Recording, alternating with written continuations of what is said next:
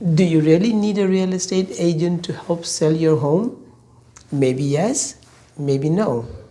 In today's video, I'm going to give you 10 tips to help you sell your home without an agent, and also a bonus tip that will help you figure out whether going privately is the right thing for you. Do you really have what it takes to sell your home privately? You will figure out by the end of this video.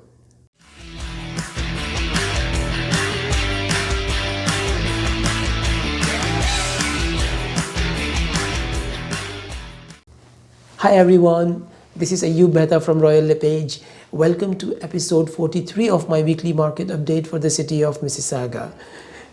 When a home hits the market without a realtor, it's called for sale by owner or FSBO.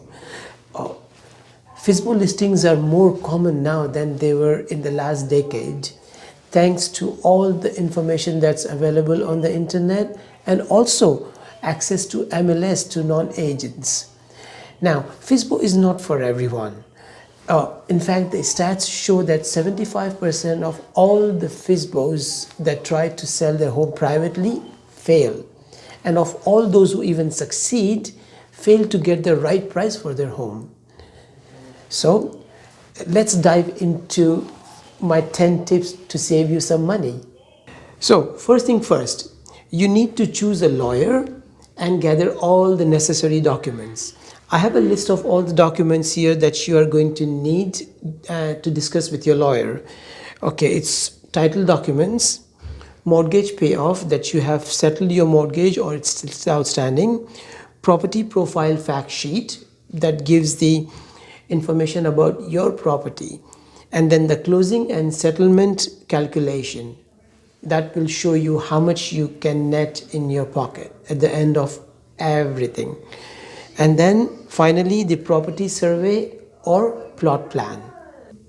So the second thing you should do is prepare your house, interior and exterior, both. What you can do is you can invite a friend who can help you look at the property from the buyer's perspective. So here's the list of things that you need to do to prepare your home for sale. So fix anything that is broken and repaint the interior wall in neutral colors. Rearrange furniture to fill out large spaces, okay? Or reduce the number of furniture to make the space look bigger. And then stage it by adding accents such as rugs, wall arts and decorative candles. And then you need to declutter and impersonalize your property, and also thoroughly clean your property. That's very, very important that you clean your property very well. The third point is researching the market and setting the asking price. What you need to do here is you need to compare your property with the other available properties or that sold recently. You need to compare the price, you need to compare the features, and you need to compare the condition of those properties with yours and set a price. And also another important thing that's important when setting the price is your motivation. Now, do you want to sell your property quickly because you are moving, you are relocating, or because of some personal reason, or you can wait for the right buyer? Correctly setting your asking price is very, very important. It's your motivation and the market condition that set the market value of your property and not what you think your house is worth. So again, setting the price of the property high is as costly as setting it low. Number 4 is list your home on MLS. Just because you are selling your home privately or FSBO does not mean that you don't have access to MLS.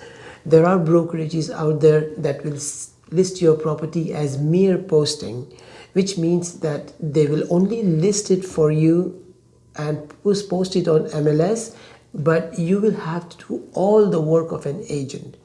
It costs about $200 to $500 to get your property listed on MLS. But believe me, It is the best exposure you could give to your property. Now that your property is on MLS, what next? So, number 5, market your property effectively. Now, this is the one big thing that real estate agents do effectively. So, you will have to really come in line with them. So, my suggestion is to start with preparing a factual sheet about your property. That means number of bedrooms, number of bathrooms, separate entrance, and heating and cooling, and basement apartments if you have any, and things like that. And the next thing is the photos. What I would suggest is hire a professional to take high definition pictures of your property and videos and virtual tour. And also the description of the property. So when you post it on MLS, you need to have some description, something you tell about the property which is not the factual information, something, the features that you as homeowner has experienced that you can mention on the description.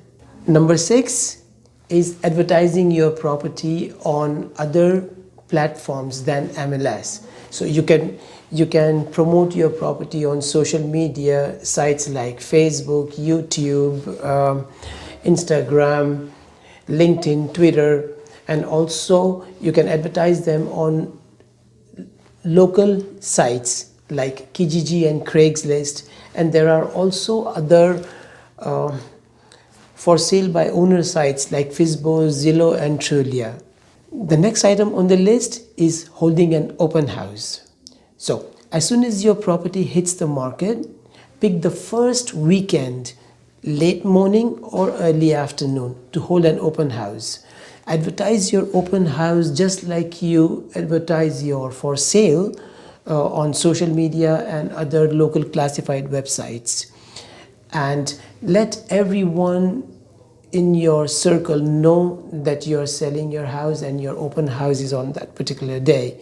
And also get a friend to come around and help you with the open house. If you have set the price of your property right, there's going to be a lot of traffic. Now, how to hold an open house? Let's look at it.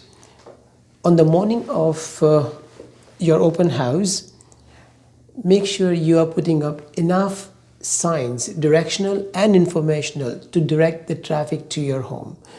And then once people start coming in, make sure you are collecting their personal information like phone number and email address. So if someone shows interest, you can follow up with them later on. And also make sure that all your valuables are stored away and locked. Nothing should be in plain sight, because you are allowing, at this point, you're allowing strangers to come into your home. And like I said, it's a very good idea to have a friend help you out to keep an eye.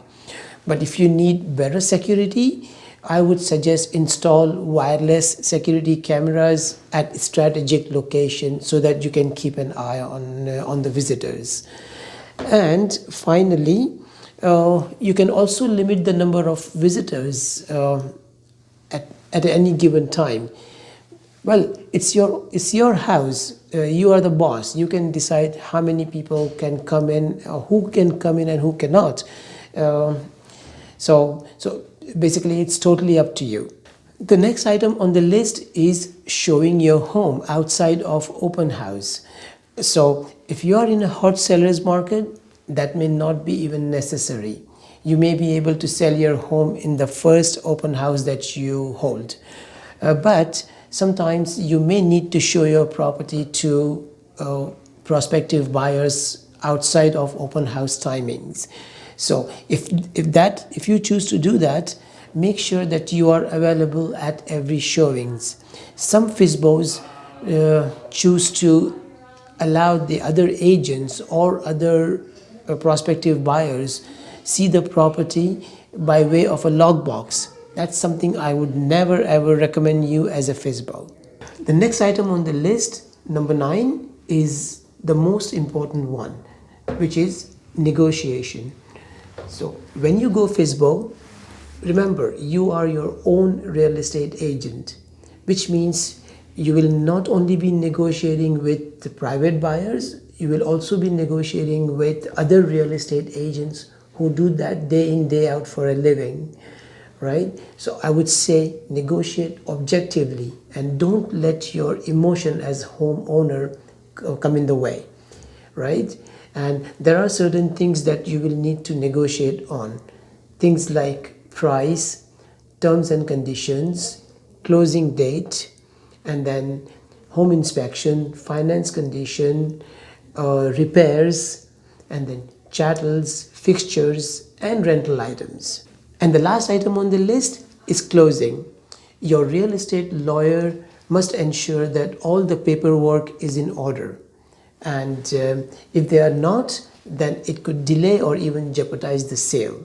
If you have done everything right, then closing should not be an issue.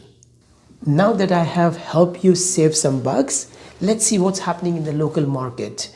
Well, the number of new listings and number of solds have both gone up considerably from the previous week.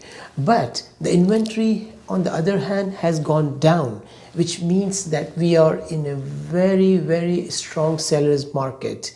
Not a very good news for buyers, I'm sure. But the sellers should be rejoicing. And let's look at the figures of the last week. In freeholds, the new listings were up at 87, solds were higher also at 47, and sold conditionals at 49. In condos, new listings were higher again at 69, and the solds at 50, and sold conditionals at 46. The only thing that went down is the number of properties available in the market, or the inventory level has gone down to 636. That's it for the market update today. And if you are in the market, or if you know somebody who is in the market to move or sell their property, either by themselves as FISBO, or they want to hire a real estate agent just because they don't think that's the route they want to go, then feel free to reach out to me. I'll be more than happy to guide them and help them out. So, and also do not forget to share this video with your family and friends, and also go ahead and subscribe to my YouTube channel and ring the bell. Thank you so much everyone for watching. God bless you and have a great day.